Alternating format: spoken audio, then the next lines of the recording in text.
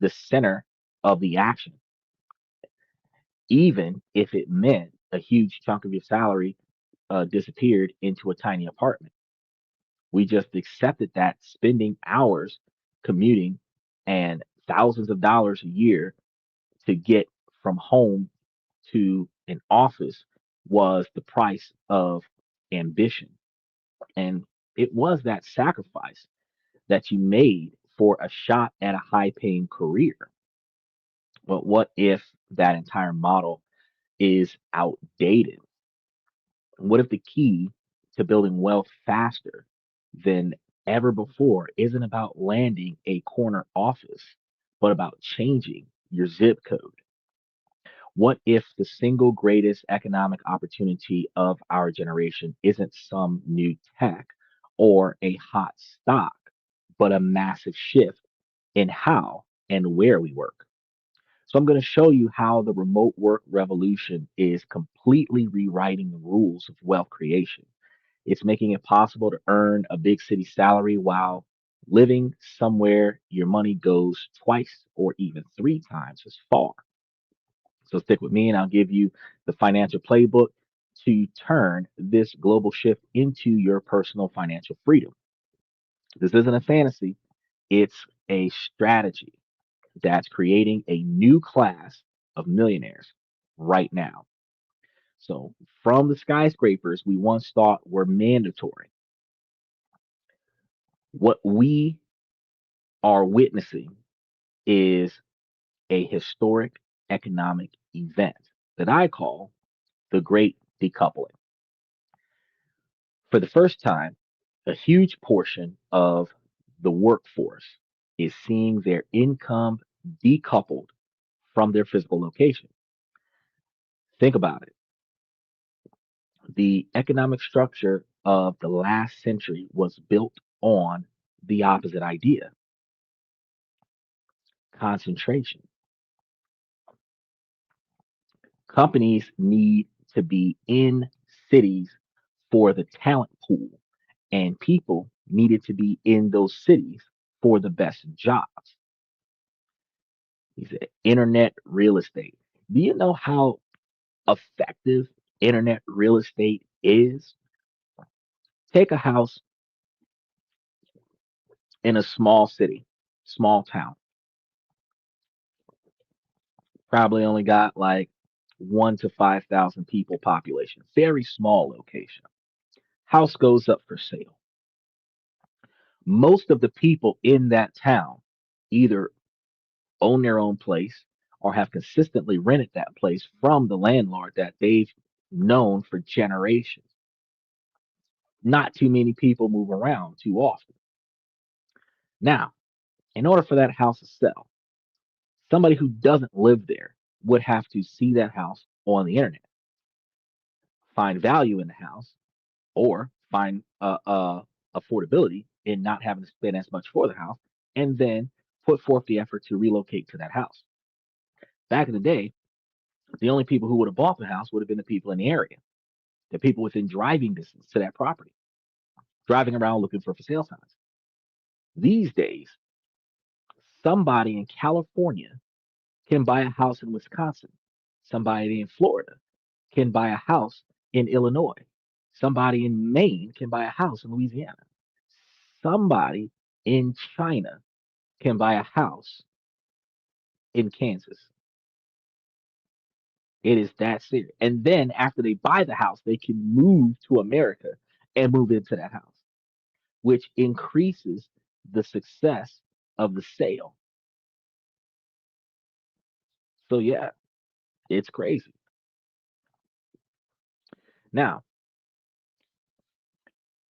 back in the day, brick and mortar jobs that required in person work, which required in person customer base, made places like New York and San Francisco incredibly wealthy, but also incredibly expensive. Your salary was tied directly to the cost of living where your office was.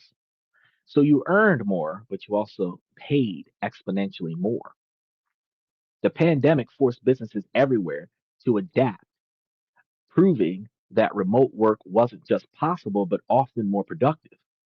In fact, one study from Stanford economist Nicholas Bloom reported a 13% improvement in performance and a 50% reduction in uh, quit rates among remote employees.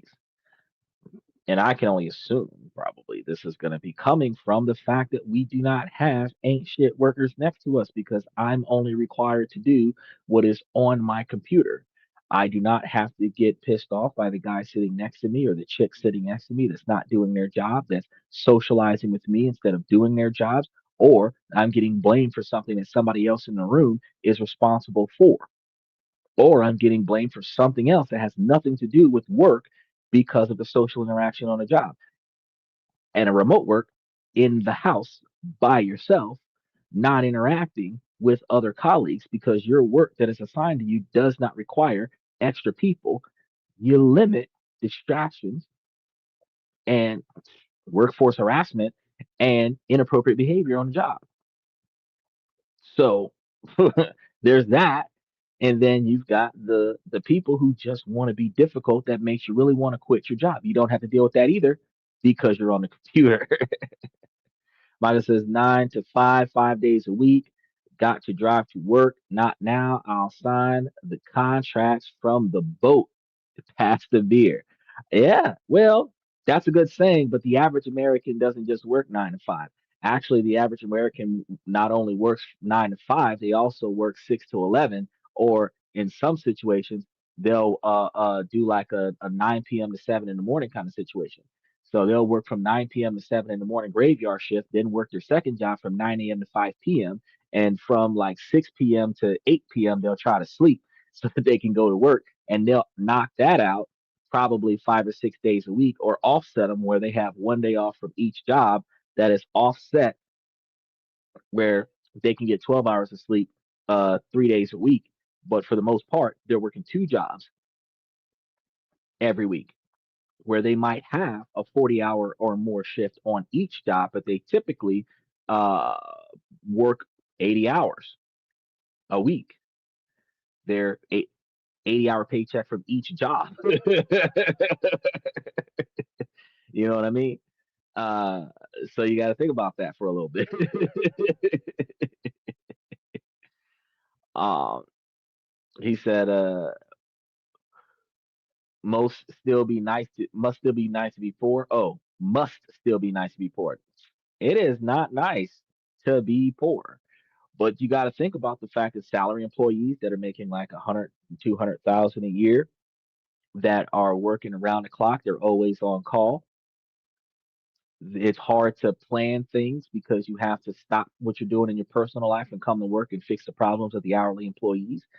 You've got individuals that are making quite a bit of money, but they have to fly to different countries and fly to different states and leaving their family behind to do the job. So you're not always home. So the family that you created, you very rarely see a couple times a month. You talk to them on the phone more often. You talk to them on a video more often because in order for you to maintain the standard of living that they have, you have to be away from the house more often.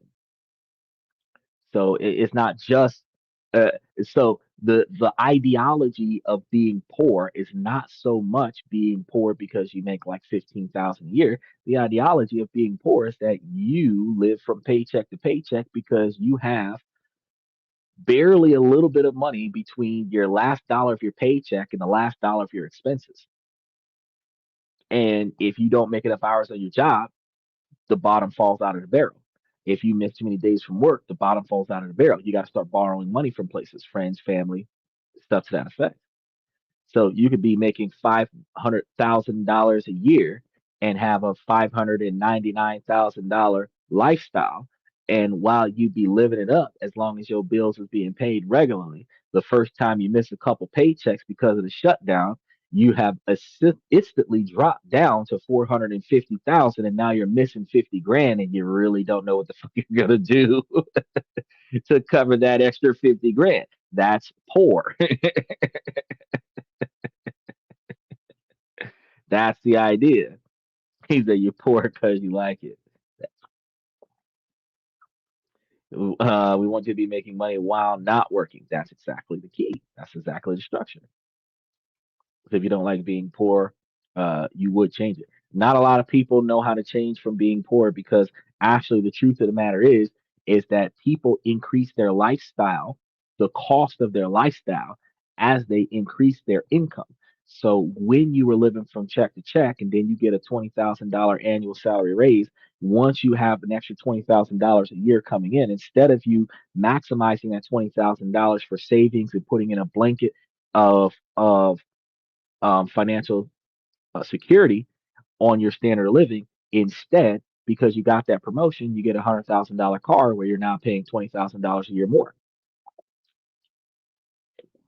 Or you might get you a $500,000 or $750,000 house. Now you're living in a better neighborhood because you got a pay raise.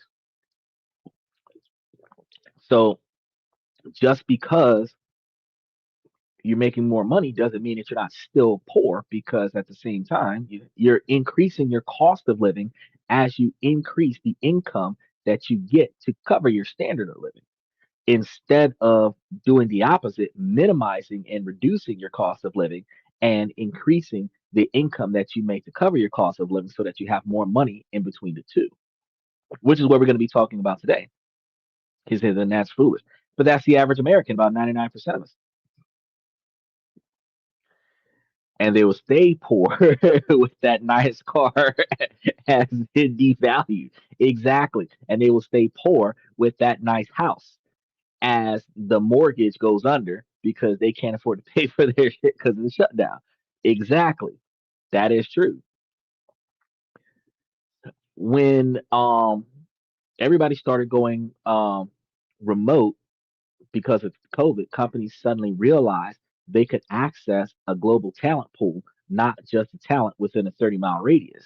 And while some headlines are obsessed with a return to the office scenario where the data is still telling us a different story, as of 2025, among US workers, with jobs that can be done remotely, 27% are fully remote and 53% have a hybrid schedule. And this isn't a niche thing, it's a fundamental restructuring of how we work. So, this decoupling is the earthquake. The financial strategy we're about to break down is the wealth it creates for those who know how to ride the wave. The old model forced you into a high cost, high tax city just to earn high income. The new model lets you earn that same income from almost anywhere. And this creates an arbitrage opportunity so big it can shorten your path to financial independence by a decade or even more. And it's the biggest loophole in the high cost of living trap. And this loophole is wide open. He said, the day you can't think like everyone else, that's poorness. Well, if you're following the masses and the masses work until they die, you will also work until you die. If you find change in your work, the way you achieve capital, you will find alternatives to financial success. It will take time. It will take money. It will take effort. But when you do it, you will see that you will make a ton of capital that you normally would not have made had you not done something different than everyone else. Now, this shift is going to do more than just change individuals' bank accounts. It's going to revolutionize the traditional economic dynamics between cities and towns because for centuries, the concentration of office work made big cities the undisputed hubs of economic activity. Remote work is challenging that entire narrative. He says there's exit ahead. Let's take it. We're about to ride off the cliff because cities are now facing a new reality with demand for office space down about 30% from pre pandemic levels. Commercial real estate values are under pressure. Major U.S. cities are seeing record high office vacancy rates, with the national average hitting 19.6% in the first quarter of 2025. So this translates into lower tax revenue, squeezing city budgets for essential services. The downside, businesses, cafes, restaurants, and shops that depended on a constant flood of commuters are now struggling to adapt. This especially impacts lower wage service workers in urban centers whose jobs can't be done remotely. But the economic energy isn't just disappearing, it's being redistributed. Remote work allows professionals to relocate to more affordable towns and rural areas, bringing their high earning salaries with them. This influx of cash stimulates local economies, increasing demand for housing, retail, and services. We're seeing the rise of remote friendly towns that are actively cultivating amenities like co working spaces and high speed internet to attract these new residents. This trend is reversing decades of population decline in some areas, creating a renaissance for small town America. At the same time, companies are reaping benefits. They can now tap into a much larger, often global talent, and that talent pool uh, provides a realization of cost efficiency, which can boost profitability and encourage new business creation in locations far beyond traditional city hubs. However, this revolution isn't perfect because the benefits still largely favor higher educated, higher income workers, which can worsen existing labor market inequalities. But in summary, remote work is reshaping the economic landscapes. It um, reducing the historic dominance of major cities and opening new pathways for towns and rural communities to thrive. Now, this evolving geography presents both challenges and opportunities, fundamentally changing our tax bases, real estate markets, and local business ecosystems. So, the economic shift is massive. Okay, we understand that. But I know what you're asking yourself. How do I get one of these high paying remote jobs, especially without traditional degrees or tons of experience? That's the most common fear, but the remote revolution is creating entirely new careers that values skills over credentials. You can learn these valuable skills in months, not years. Let's break down some unorthodox but highly profitable remote jobs that exist here in 2025. First one, I know, Michael, you're going to love this one: ethical hacking, penetration testers. No pun intended. Penetration testers. He said, how do I get one of those jobs? You read my mind. Uh, this is a real job. Companies will pay you to legally hack their systems to find security weaknesses before criminals do. While certifications like the Certified Ethical Hacker, CEH, are important, you don't always need a formal computer science degree. Experienced pros can earn well over $100,000, and with experience, top salaries can exceed $155,000. So just, you know, hack into IBM and get paid for it by IBM. He said, "Get the alumni out." Mm-mm. I don't think it's gonna go down like that.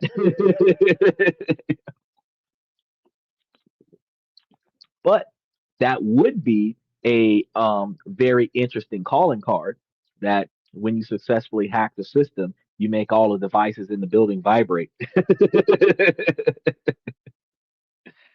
um, and have something pop on the screen that says he's just been penetrated. Pulp Fiction.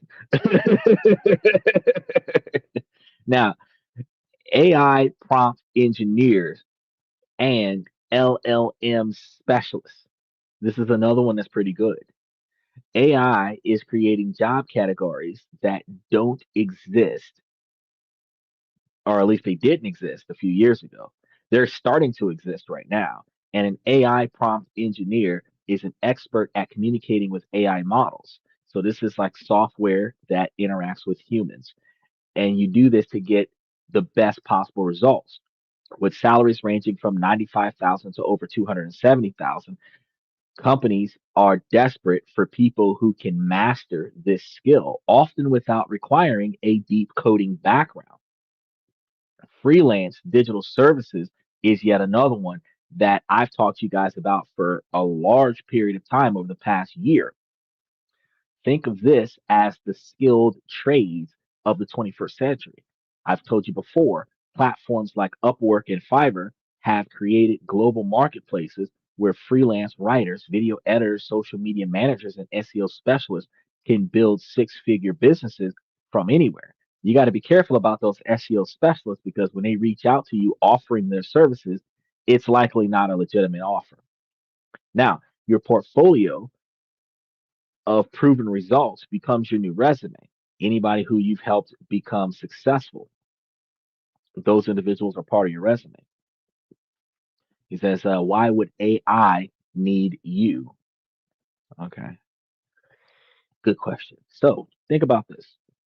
Artificial intelligence is self-learning technology. Like toddlers, what information you provide to them, that is how they learn. If you do not interact with the AI has a limited performance functionality. It learns from the existence when it's turned on until it is proactively turned off. It learns what to do and what not to do. It's going to calculate based off of its programming a first course of action, and then the person interacting with the AI is going to recalibrate those reactions to something more morally and ethically acceptable to the local society. So that's why the AI would need you. The AI would need you because you restructure the AI to not just right and wrong, but what is socially unacceptable in this society. So humans are toddlers? No, machines are toddlers. Humans are irresponsible and immature, like toddlers, but they have to go to work and make money every day.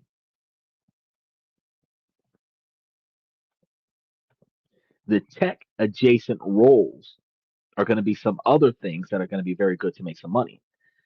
You don't have to be a coder to break into tech because all you got to do is know how to put a computer together and you can still be in technology. Developer advocates, DevRel, this role blends community management, content creation, and technical demos. It's perfect for someone who is tech savvy and a great communicator. Customer success managers uh, are roles that are about ensuring customers get the most value out of the product. They require excellent communication skills as well and are widely available as remote positions, serving as a gateway to higher paying careers. I know you guys have noticed that as of recently, you call your local phone company and you have technical support issues, and you'll find that you'll hear people talking in the background. You think that's normal because most call centers have people talking in the background until the toddler starts crying. And then you're like, wait, they're not at a call center. They at their house.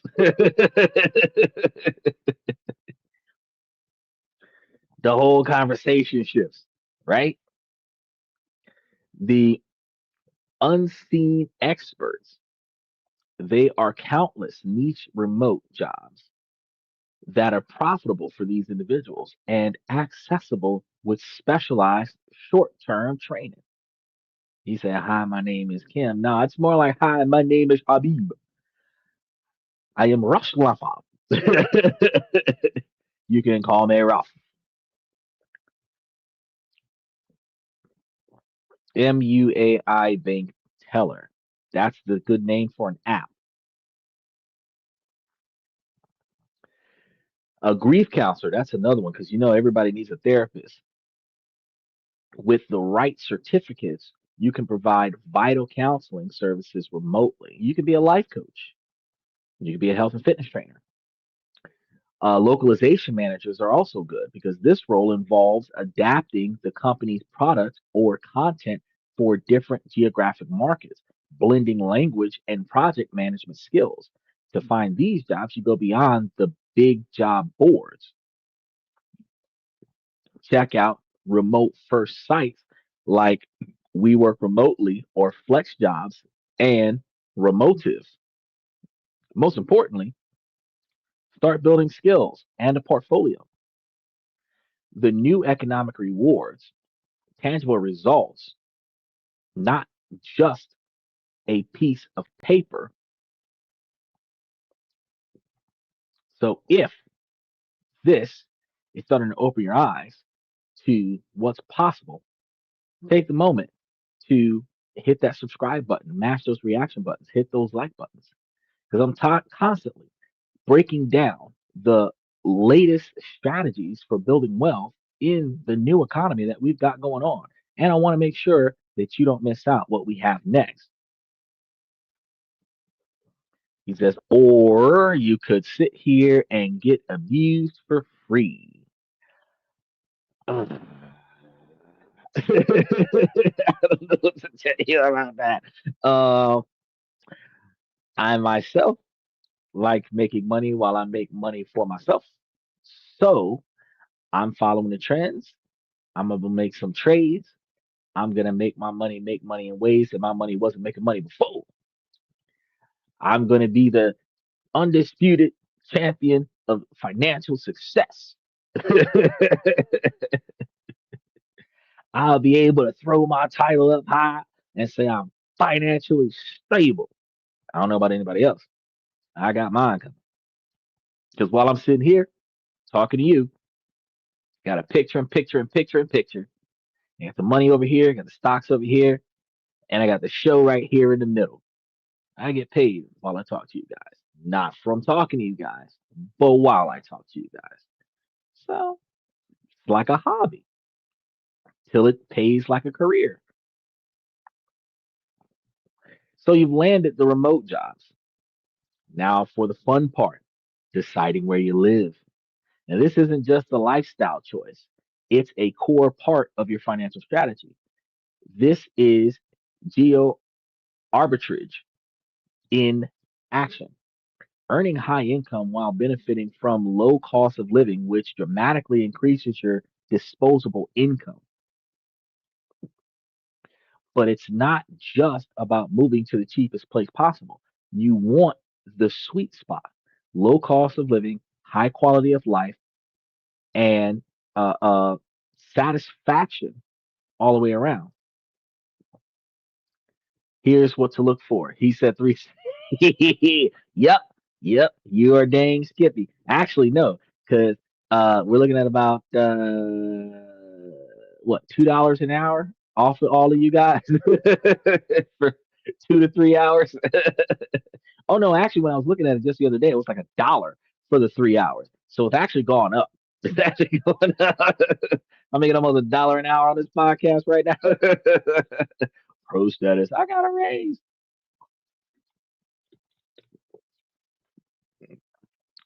Making copies.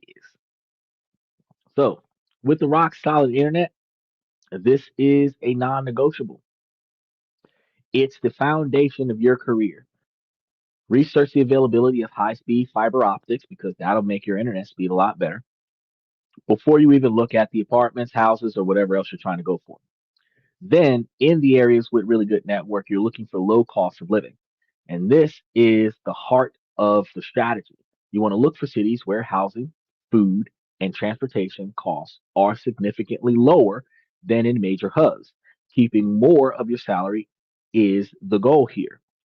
The community and the vibe is going to be different than what you're used to, but a new place is going to feel like home when you connect with the people. You want to look for towns with a growing community of remote professionals, great coffee shops, co working spaces, and vibrant local scenes. If you're an individual with an animal, you want to go places that are more pet friendly. You want to access the amenities. How important is an airport? Do you need mountains for hiking or a coast for the beach? Make a list of what truly matters for your happiness and well being. Ah, he says, look in the hood.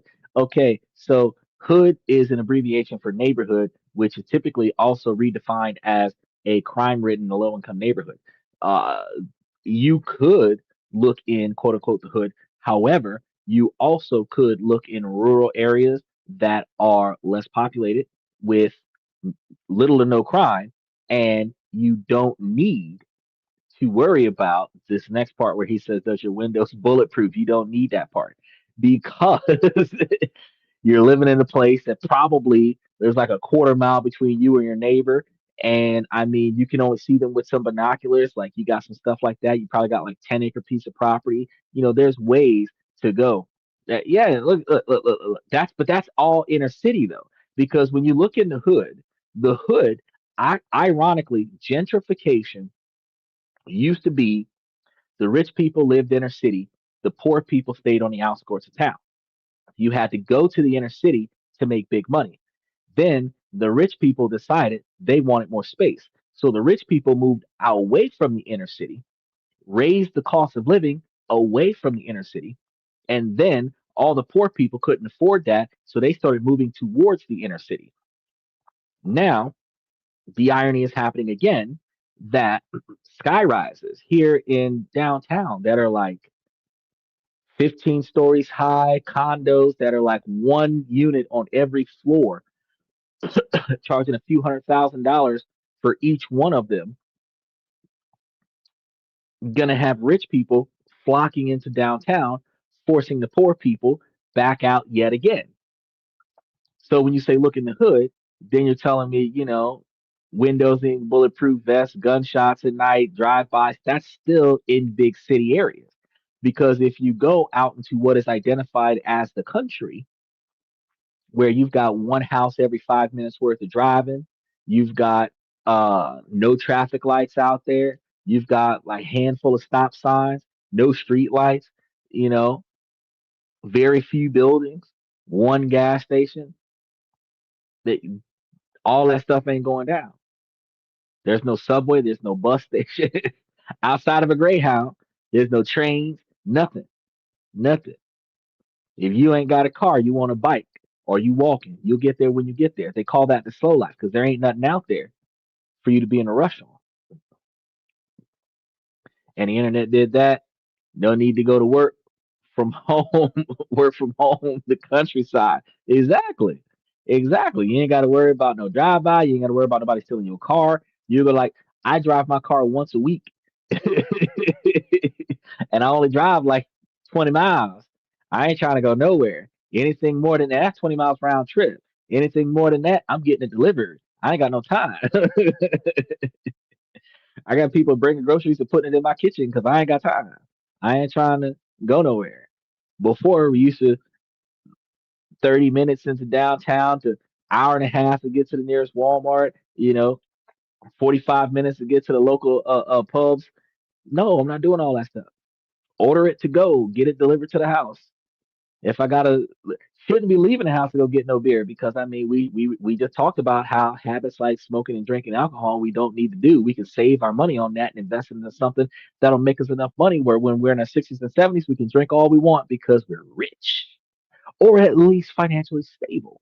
Now, in the United States, many smaller cities and towns are now offering incentives to attract remote workers. For example, the uh, Tulsa remote program in Oklahoma offers a $10,000 grant to remote workers who move there. Programs in the Shoals region of Alabama and various cities in West Virginia offer similar cash incentives, recognizing that remote workers stimulate the local economy. If we're going global, the digital nomad path is what I've been talking to you guys about getting those digital nomad visas. So if you're more adventurous, you can take this strategy international because as of 2025, over 60 countries out of at least 200 established countries that we know of offer digital nomad visas, which allows you to live and work remotely long term. Places like Portugal, Croatia, Thailand, Philippines, China, Japan, the list keeps going.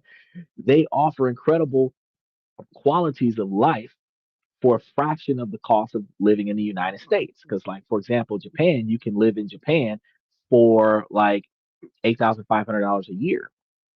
If you have a $40,000, $45,000 job in the US, you might be struggling depending on what state you're living in the United States. But in Japan, if you're making almost $50,000 a year, you're balling because you could do just fine with 8,000. So if you were wasteful and living a $16,000 lifestyle, you would be living a wasteful lifestyle and still having $34,000 left over to invest and save and build your generational wealth for early retirement. You still would not have a problem.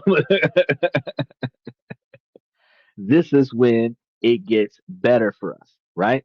This path is going to dramatically accelerate your savings and expose you to new cultures. One of the best parts about this, though, is that with dual citizenship, if you do what you got to do to uh, go live in another country while making U.S. money, you can go somewhere else for 1 to 5 years because there's no limit to how long you can be out of the country and then come back after you're balling out of control, and then you can live that American lifestyle when you get back. Now, remember, if you spend 5 or 10 years outside of the United States, you will come to realize that, oh snap, I miss it where things were cheaper.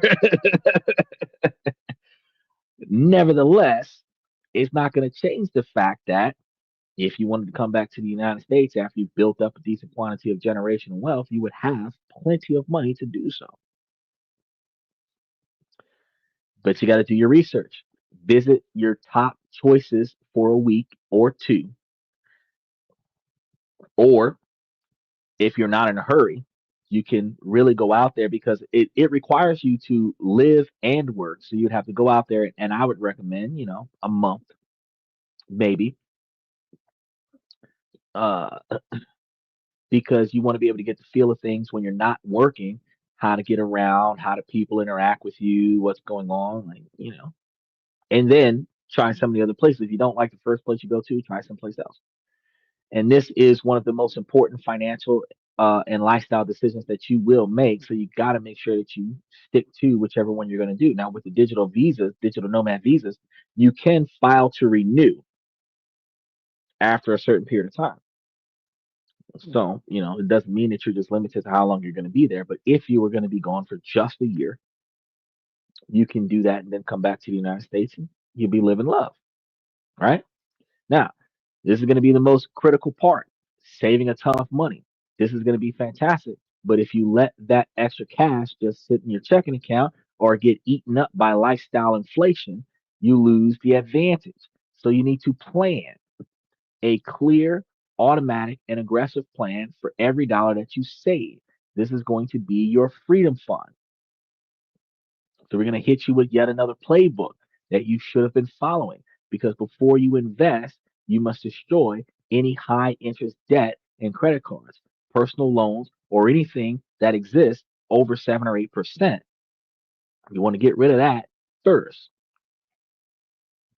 The interest is a guaranteed negative return that will sabotage your progress. Unleash your new savings on this debt and pay it off as soon as possible. Okay. He said, John Blackburn received over 100,000 per year tax free driving semis. You can get tax free if you have enough tax exemptions based on your expenses,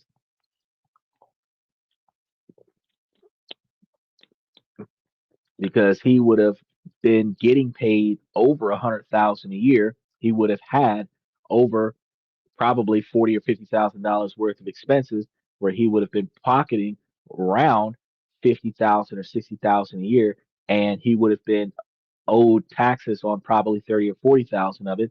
And out of that amount, he had about 50 or 60,000 dollars worth of deductions, which zeroes him out so that he does not have to pay taxes on the profits after the expenses. One of the key features of building LLCs and C corporations. Well, you can keep credit cards as available credit. You don't have to get rid of all of your credit cards except one credit card. Um, what you can do is you can keep all of your credit cards and really not use them. You can, have like less than $1 on each one of your cards where they hold a balance, but you revolvingly pay that dollar off every month. And then you just don't really mess with the card outside of that, because each active credit card that you have, the years that you own them increases your credit history. And anytime you have 7 years worth of credit cards in good standings with no late payments, with no overages, um, that increases your credit score. Then the more credit cards you have, or the larger the limits are on each of your credit cards, the higher your credit score goes as well. So that benefits you in that sense as well. Once you get a certain level of credit cards, you can consolidate those credit cards. So you don't just get rid of them, you don't just terminate them. You consolidate those credit cards to a different credit card company, or the same credit card company that might give you a higher limit and dispose of the other accounts. And then you might go from having 40 or 50 $500 credit cards to one $50,000 credit card. You might go from having one $50,000 credit card to two $250,000 credit cards. It depends on how you go about doing it, but you don't want to just get rid of them all and just go straight down to one credit card. You do want to make sure that whatever credit cards you decide to use out of the month, that you make sure that you keep them at a low balance. 30% is the expectation, but it's better under 10%. And if you can get it under 1%, that's even better, because the lower it is, the less interest it hurts, the less the interest hurts you.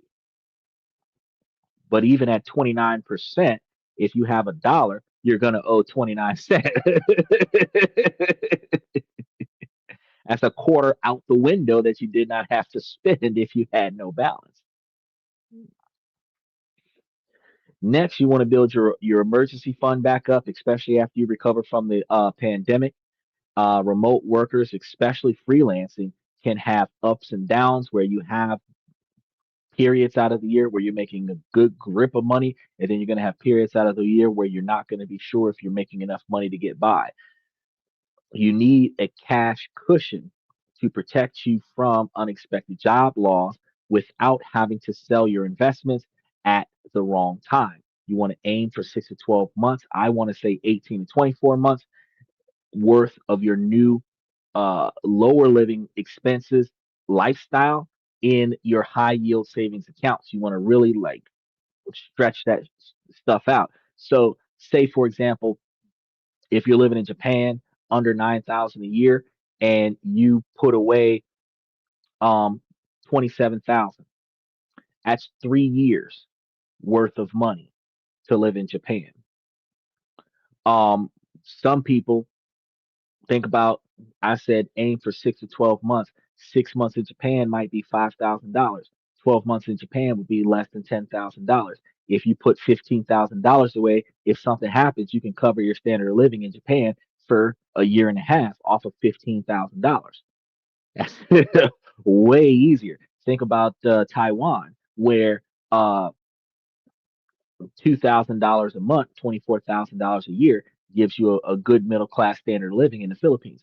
You can go there and for $60,000, you got 3 years. Try that shit in America. You need $60,000 for 1 year. For a year and a half, you're trying to get $80,000. $80,000 will cover you 10 years in Japan. A year and a half, 18 months in America will cover so $30,000, which will cover you 6 months in America, $30,000 would cover you for 3 years in Japan. I'm just trying to tell you, you got to put your money in a better place. Now, we play offense. After we've done that, systematically contribute to your tax advantage accounts. So if you have some 401ks, at the very least, you want to contribute enough to get your full employer match. If you have an employer match, if you're doing this on your own, you just want to put some money in some very good investment areas. If you want to start up a 401k or a Roth IRA, you can, but you just know that the benefits from tax exemptions or tax delays is not going to be as good as the benefits from a high interest investment opportunities. So balance out what you're looking for, but you want to make sure that you're trying to get a 100% return on your money. And ideally, you want to work towards maxing out each year. Then you want to do your Roth IRA because after the 401k is matched, you want to max out a Roth IRA. The money grows tax free and can be withdrawn tax free in your retirement years. An unbelievably powerful advantage if you get all this stuff set up. Then you have your health savings account. If you have a high deductible health plan in a health savings account is the ultimate retirement account because it has a triple tax advantage. Contributions are deductible, it grows tax free, and you can withdraw it tax free for medical expenses. Once you're maxing those accounts out, every remaining dollar from your savings should be automatically transferred into your taxable brokerage accounts, Bitcoin, gold, silver, other such precious metals. This is your wealth accelerator. So for most of y'all, the best strategy is going to be the low cost diversified index funds or ETFs that track the entire market. When you're a beginner, you want to set up automatic monthly investments and just don't stop. When you get to my level, you're going to have the dividend rotation strategy working off of the core satellite strategy, which is all the stocks scrolling across the bottom of the screen that would allow you to have the lowest costing stock option with the highest yielding dividends that are paying monthly, quarterly, or annually, where you can either buy and hold some of the monthlies, uh, trade through some of the quarterlies, or buy and hold some of the quarterlies and then just reinvest your dividends every month into the lowest ones to increase the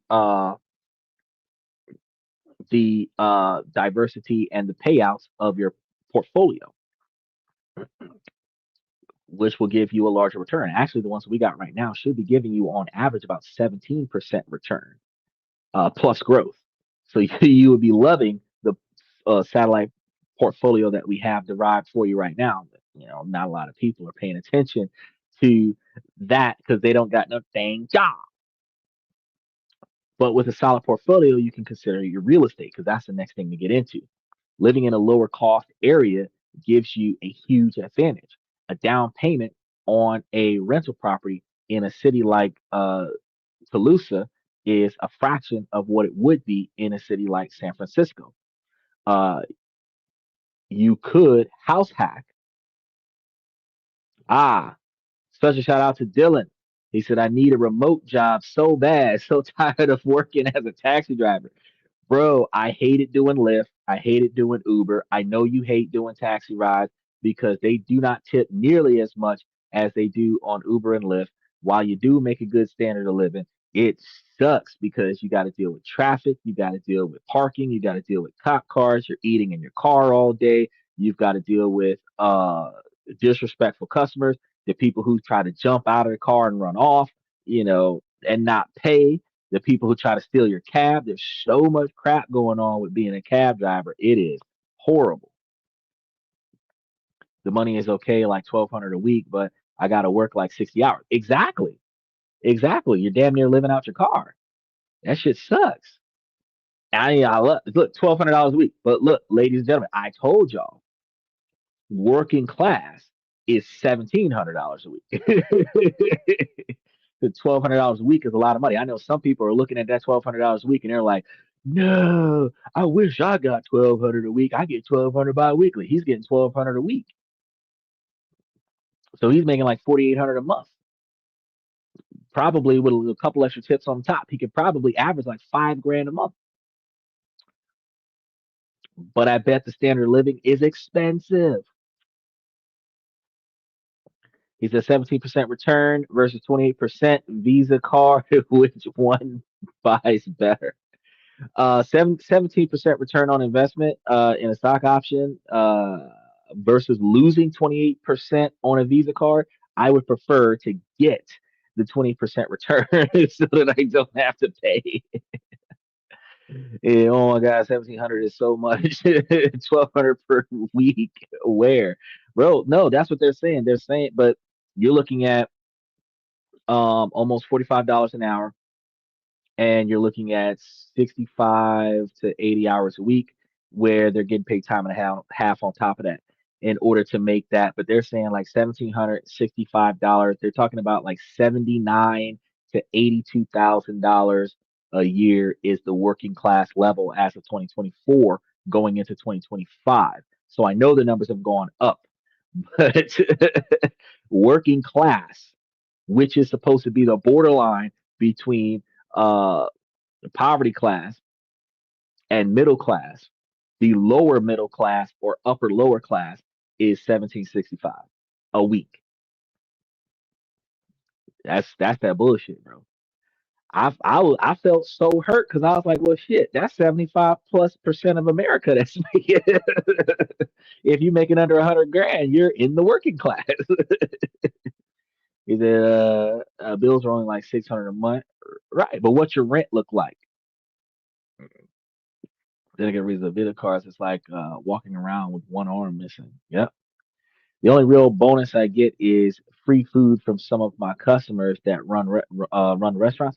Well, yeah, true, true. It is there are perks to driving a cab. I'm not saying that driving a cab is a horrible job. I just hate the way people treat drivers. I hate the disrespect that people give to drivers. Drivers need to be given heightened levels of respect because they put their health and their safety on the line every day to make sure that you get to where you got to go on time. So special shout out to cab drivers, real quick. They should be categorized as essential workers and be given the utmost respect. Um,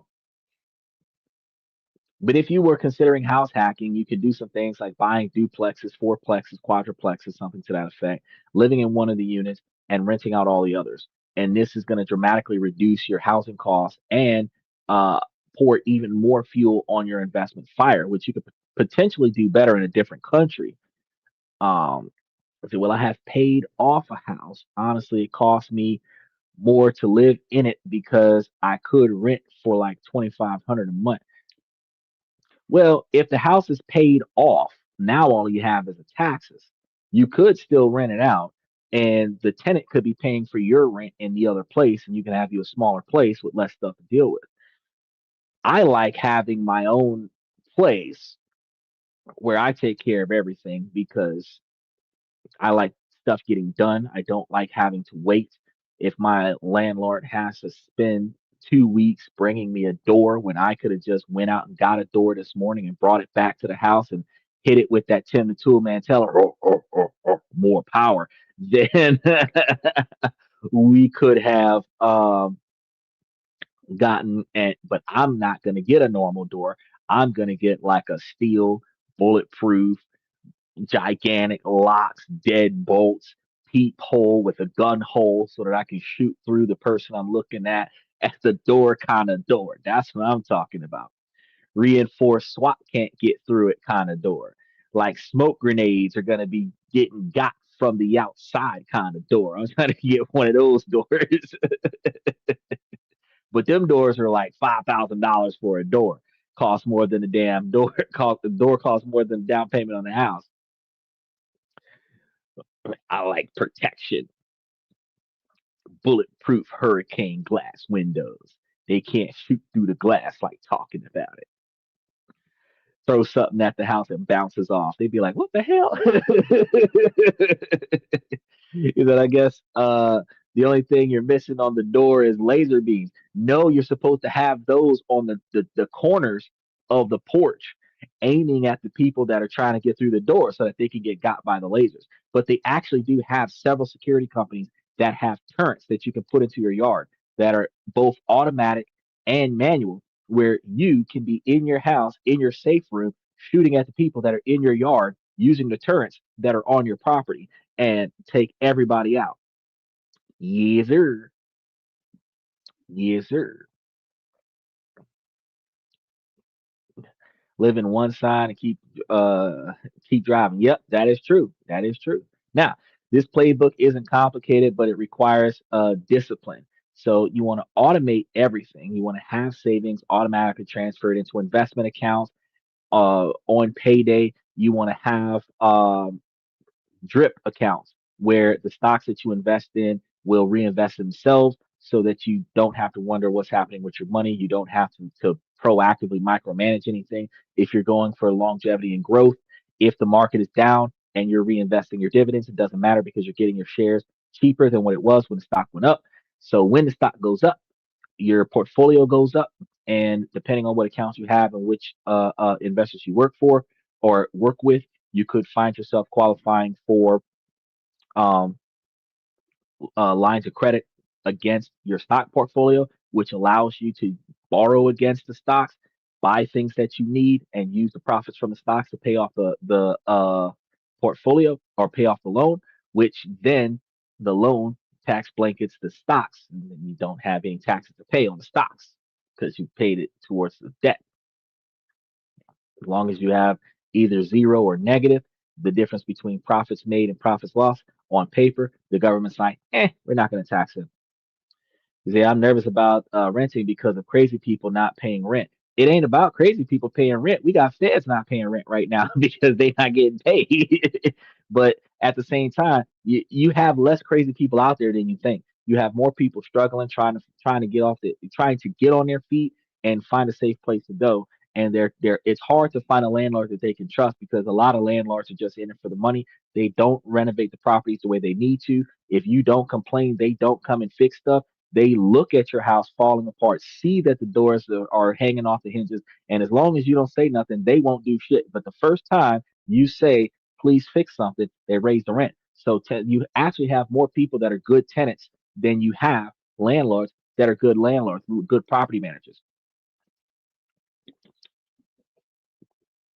And yeah, you could turn it over to a property manager and then buy you another place and then start building up and start generating revenue that way. I had 1,000 Bitcoin. I should sell half since it's worth 1,000 right now. Uh, maybe buy a new car.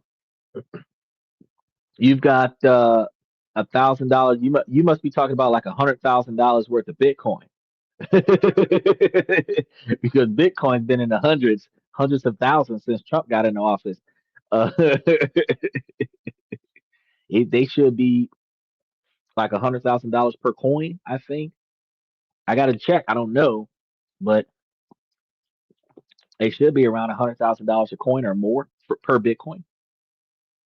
But I wouldn't, if you're getting a car for your taxi thing, I wouldn't get a new car. I'd get a used car. But if you're getting a personal driver, it's good to get at least one car that's modern. But I would get one that was, I would say, 2020, something pre-tariff, because they added an extra 10 to $15,000 on the value of the cars because of the tariffs, import export parts. So your brand new 2025 is going to cost you about ten to $15,000 more than your 2020 or your 2022. You could even get you a 2023 cheaper than you can get a 2025, probably with 0 to 3,000 miles on it. And because it's going to be certified pre-owned, they might give you a 125,000 mile warranty on it instead of the standard 60,000 mile or 30,000 mile warranty. Like to live out of the new car situation. That's I have a 21 car and I'm trying to get like a van and park at campsites. Oh, like a suburban? Or are you trying to, because if you're trying to get campers, you have some campers that are anywhere between 30 and 65,000 a year or $65,000 for like the two-wheel like front seat right here, and then the rest of it is like camper thing. Or if you're trying to get the one that looks like a tour bus, that's like $95,000, where it is a like luxury camper thing. It's like driving a school bus. It has like a whole apartment in the back kind of situation. That one is like $95,000. Yeah, I looked into that. That shit's expensive. Ford Van Transit. Oh, well, if you take all the seats out the back, yeah, you could turn that bitch into an apartment. Yeah, an RV or a van for transporting people and rip out the seats and put it back. So look. So just as I started talking about it, he put it in the comments.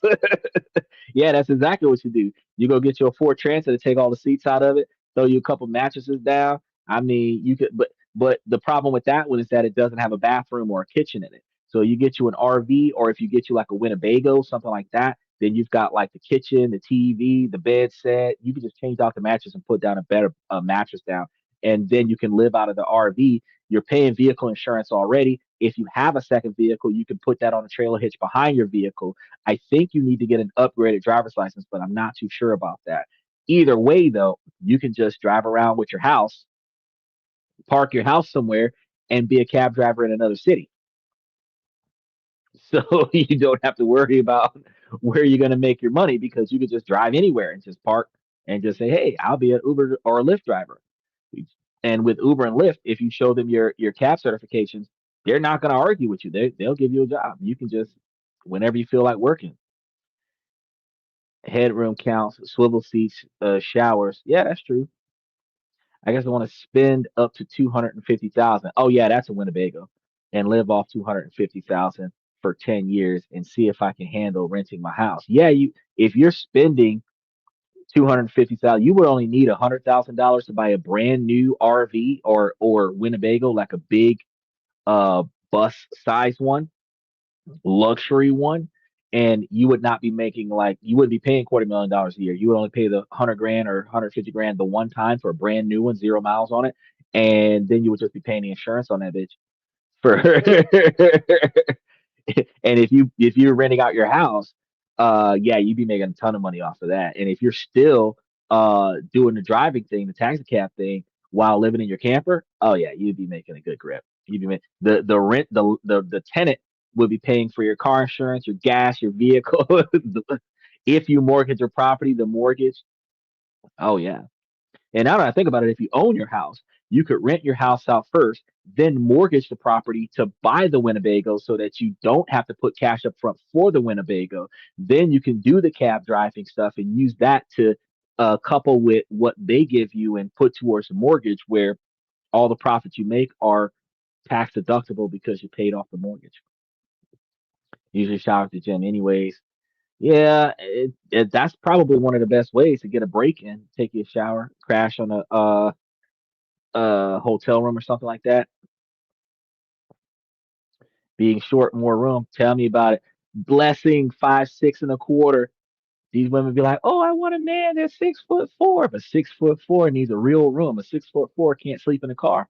They're about 5'8" or 5'9". So I'm pretty short. Yeah, I'm shorter than you, bro. Me and Rey Mysterio are just about the same height. uh, you can buy one for about 60. Yeah, 65,000 is a very good value for RV.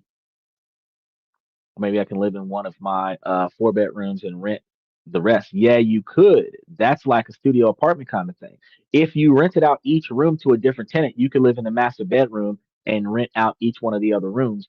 And you could charge each person $500 a room, and you'd be making $1,500 a month off of roommates. I don't like people, so that would piss me off. But yeah, it's definitely tall as fuck. These women be wearing goddamn 9-inch heels with like they got like this platform thing and then the 6-inch stiletto on top of that, and they be walking. They be 4'11", standing 6'1", talking about some you too short for me.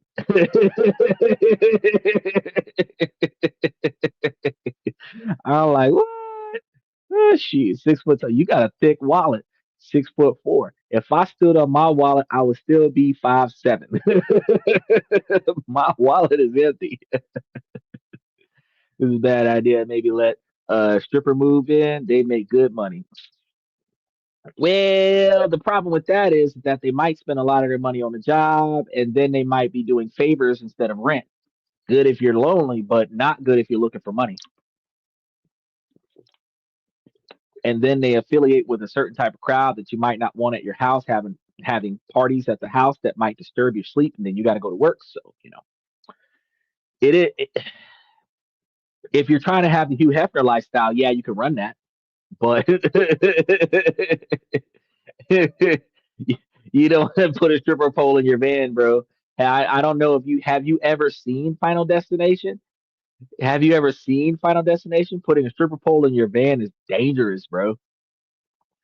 I'm conflicted because I give them rides all the time and don't know if they are trustworthy. They are trustworthy for you to get them home, but they're not trustworthy for you to live in your house and pay the rent on time on a regular basis. Because sometimes they have bad nights, and those bad nights where they don't make enough money and all they did was break over the house and they're broke. That's gonna be the days where they ain't got your money.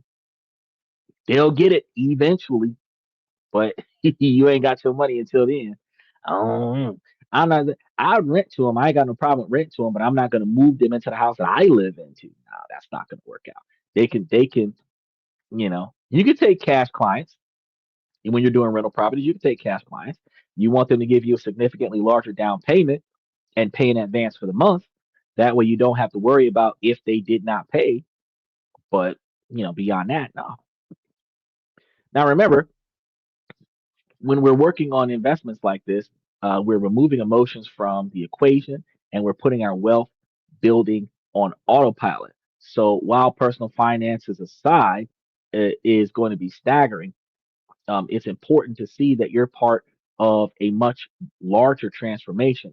So the remote work revolution is reshaping the economy and the entire geography of the entire country. Now, for the last century, cities were like economic black holes, pulling in talent and capital. Now, the gravitational pull is weakening. So, we're seeing a do not effect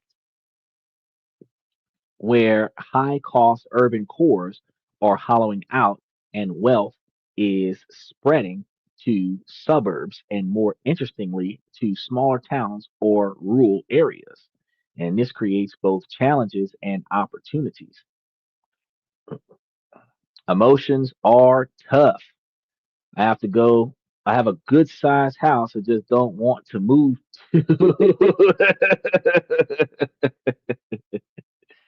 Yeah, you got a good sized house. You want to stay in that bad boy by yourself. But at the same time, if you're trying to make you some extra money, you can rent out some of that house.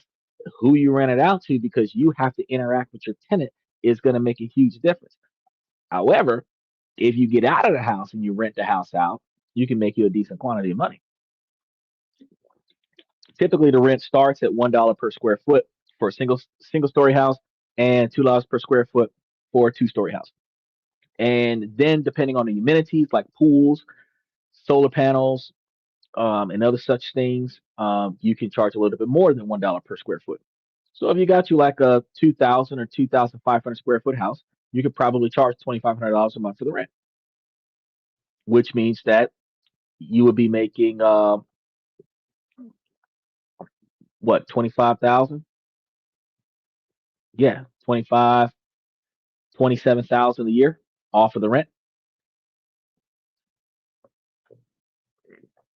Yeah, it's 25 square feet. Sounds right. Yeah. So 2,500 square feet, roughly $250 a month, roughly 27,000 a year you would be making in profit off of your house. That house, 25 square foot house, depending on what state it's in, should be anywhere between 300,000 and $600,000 in value. Um, you could mortgage 60% of the house for the ability to pay $20,000 a year on the mortgage, where the tenants would be paying for the mortgage, and you'd have $500 a year set aside to cover the cost of repairs. You would have gotten advanced all the money that the tenant is going to give you, which if your house is worth about 600 grand, you get about 400 grand, or 350 grand, something to that effect. But you'd be able to take that 350 grand and put it somewhere where your money's making money for you while your tenant's paying your rent. You can go buy you a second house for cheaper, cash up front, matter of fact, because if you got 60% of your main house, and your main house gives you enough money to buy you a smaller two-bedroom house, uh, then you would have two places. And all you need is one of them to be your homestead. And if you do homestead paperwork, you can get little to no taxes on your homestead. And if you're over the age of 68 in some areas, you can get a tax exemption where they don't increase the taxation on your property, and then you don't have to pay for your house at all because you own it and you're getting rent from the other place. Or you can expand on that and keep adding properties. Or I can get rent to three people for $1,000 a piece, all bills paid. Yeah, you could, especially if you have cable, security systems, parking spaces. Yeah, you could. You could do $1,000 a piece per month, full access to the house, and all bills included. Yeah, you could. And likely because all bills included, the quantity of services that those three people would use would probably only double your bills. So your 600 a month might turn into 1,200 a month, and one person's rent would cover that 1,200 a month. You still have $2,000 a month worth of profit off of that. So still, you would be ironing out the difference between not paying any bills on the house and getting $2,500 a month, or paying for all the bills in the house and still managing to make about 2,000 to 2,500 a month after all the bills are paid. But yes, renting out your property, that's one of the things that we recommend when you're trying to subsidize in this country. Now, major cities are facing a crisis with high office vacancies, and the rates are getting higher, which reduces the tax revenue they need for essential services. The downtown businesses that relied on a flood of office workers are essentially struggling, but the economic energy isn't just vanishing, it's being redistributed. Small towns are experiencing a renaissance. The influx of high earning remote workers is stimulating local economies, creating jobs, and driving demand for housing and local businesses. In many cases, it's reversing decades of population decline. Of course, this isn't without its problems. This revolution primarily benefits knowledge workers, which can worsen existing inequalities, and in newly popular towns, there's a risk of gentrification that could price out longtime residents. But the trend is clear. The monopoly is big cities that who used to hold on opportunities is over. So big cities no longer have that monopoly. We're moving towards a more decentralized economy. By making a strategic move, you aren't just improving your own financial situation, you are an active participant in the historic rebalancing. You're voting with your feet and your wallet for a new map of economic opportunity. So you guys want to make sure that you guys, especially you, Dylan, make sure that you like and subscribe if you haven't subscribed already. The old rules, the ones that said your ambition had to be tied to a specific expensive piece of real estate, are broken, because we just had the conversation here where not only could he rent out his current property, he could buy him a cheaper property somewhere else and go live somewhere else and make money off of the first house. And since he's already a cab driver, he can register as an Uber or Lyft driver and then just start driving around in whatever city he's in. So he doesn't have to go through the trouble of trying to find a new job in his new location, making extra money in more places. The idea that you have to sacrifice your financial well being just to get a foothold in the career ladder is officially obsolete. The remote work revolution has headed you a new playbook. It has decoupled your earning potential from your cost of living, creating the single greatest wealth building opportunity of our time. Now, we've covered the strategy from start to finish. It's beginning with understanding the great decoupling. It becomes real when you see the undeniable math of geographic arbitrage. It becomes actionable when you learn to find high paying remote jobs that value skills over degrees. And it all comes together with a disciplined financial playbook for turning your savings into lasting wealth. Your career is no longer a leash tying you to one location. It is a passport giving you the freedom to choose a life that is not only more affordable, but also more aligned with your values. A life with less time commuting on more time living. A life where your money builds your future, not just pays your landlord's mortgage. So the revolution is here. The opportunities are real. The only question left is for those of you who haven't thought about it, what are you going to do about it? So if you want to explore more about how to find these high paying remote jobs, I want to make sure that you guys check out some of the shows that we're going to be having, including the top 5 untapped remote careers for 2026. We're going to be covering that coming soon. And as always, make sure that you subscribe for the strategies to help you build wealth and live life on your own terms. I want to thank you guys for coming to tonight's show. And the first thing I want to say is, ladies, as long as the situation doesn't make sense, I'm going to keep asking you, ladies, to make it make sense. So, ladies, please make it make sense. Fellas, I give you this information to help you become higher value men, the same way I'm talking to Dylan. This advice is going to be stuff that you never thought about doing that you can always implement so that you can improve your situation. Now, ladies, y'all can utilize this information as well. While we are a male driven podcast from the male's perspective, you can take all of this information and make yourselves high value women as well. All it requires is for you to find something in your life that you would like to change and proactively focus on the things that are inside of your control, make those changes, and then navigate around the things you cannot control so that you can benefit your life in a way where you are satisfied with the life that you have. With that being said, stay tuned for what we've got coming up for you tomorrow. Tomorrow's Saturday. I want to thank you guys for coming to this and that. I'm your host, Xander, where we talk about this, that, and everything in between. Special shout out to Dylan. Special shout out to Michael. I'll see you guys tomorrow night.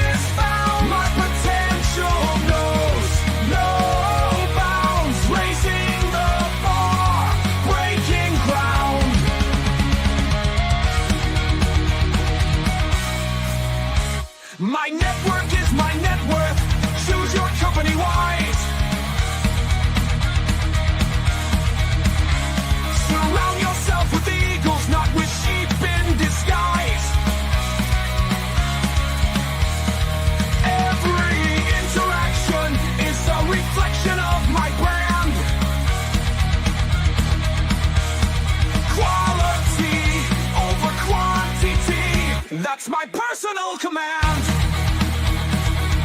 I'm not mounted on higher ground where excellence is found. My potential knows no bounds, raising the bar, breaking ground.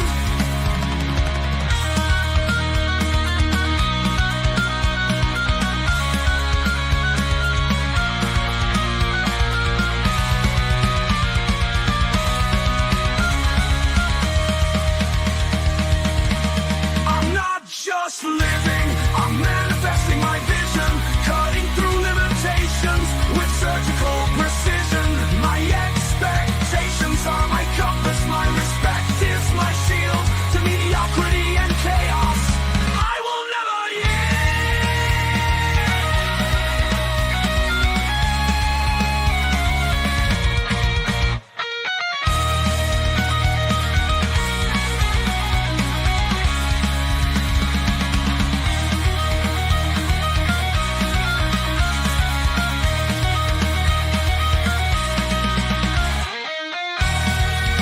I'm not just living, I'm manifesting my vision, cutting through limitations with surgical precision.